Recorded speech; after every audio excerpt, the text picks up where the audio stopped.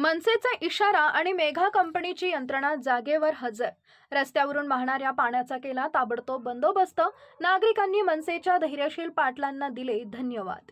गोंदवले खुर्द येथील सातारा लातूर महामार्ग लगत असलेल्या गटारातील पाणी रस्त्यावरून थेट अवघडे वस्तीमधील नागरिकांच्या घरात घुसले होते.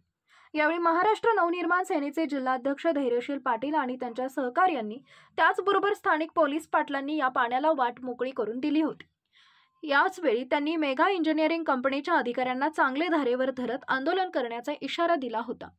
काल दिलेल्या मनसेच्या इशाऱ्याची दखल घेत आज मेघा इंजिनिअरिंग कंपनीच्या अधिकाऱ्यांनी घेतली आणि आज दुपारी कंपनीनं स्वतःचे पोकलेन मशीन आणून रस्त्याच्या दुतर्फा असलेल्या नाल्यात अडथळे आलेले मोकळे करून साठलेलं पाणी आणि नाल्यामध्ये अडकलेलं चिखल आणि दगड काढून टाकण्यात आले. यामुळे पाण्याचा मार्ग पूर्णपणे मोकळा झाला. अवघडे वस्तीच्या समोरून असलेला नाला पूर्णपणे ओढ्यापर्यंत स्वच्छ करून दिल्यामुळे नाल्यातील पाणी थेट ओढ्यामध्ये जायला सुरुवात झाली.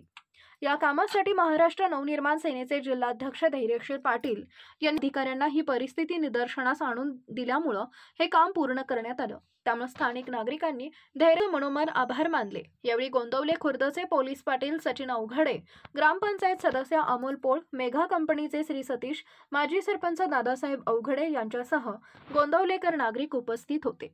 आपला आवाज न्यूजसाठी कॅमेरामन अमोल वायदंडेसह संदीप जठार, गोंदवले.